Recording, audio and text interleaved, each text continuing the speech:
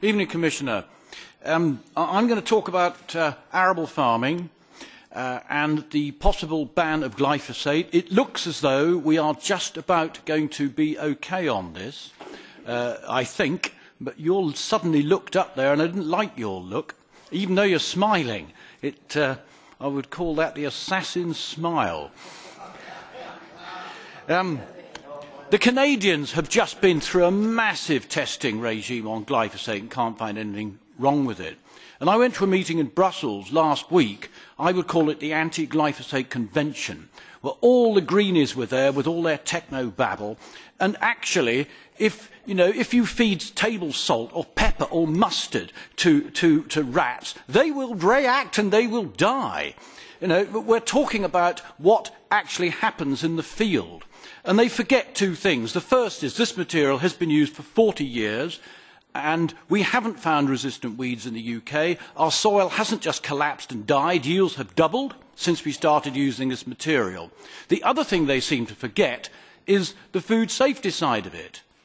We aren't dropping down like flies after 40 years of being exposed to this, and there are the canaries in the mine, the sprayer operators, people like me who handled the neat material for at least 20 years and got soaked in it. I'm still here. I shouldn't be here if there was a big problem with this.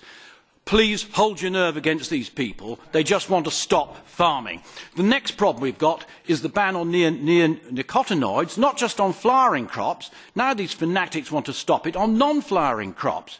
And the one thing they never seem to get their head around is that what will we do instead? And it will invariably be worse for the environment. We will have to spray everything with pyrethroids. So please hold your nerve against that lot too, because I was about the only one in that room who was prepared to speak up for farming. Finally, I've heard people talking about frost in here. Now remember, you lot, you're all signed up to climate change mitigation. You're all going to reduce your methane emissions and your CO2 emissions to reduce greenhouse gases that are trapping the heat. Well, it looks to me as though you've succeeded in this because frost has come in. Pack it up, chaps. You're barking up the wrong tree. Thank you. In relation to glyphosate, I don't know about the assassin's smile, Mr Agnew, but some people would think that you're the assassin in your party, but we will keep it clean this evening. But the chemicals agencies and the food safety authorities have actually analysed this to death in relation to glyphosate.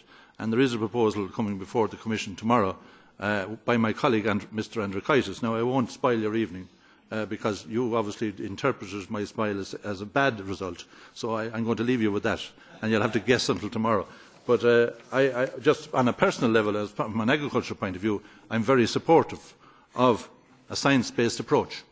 And if the chemicals agency that this was referred to deemed this particular product not to be carcinogenic, I actually go with that.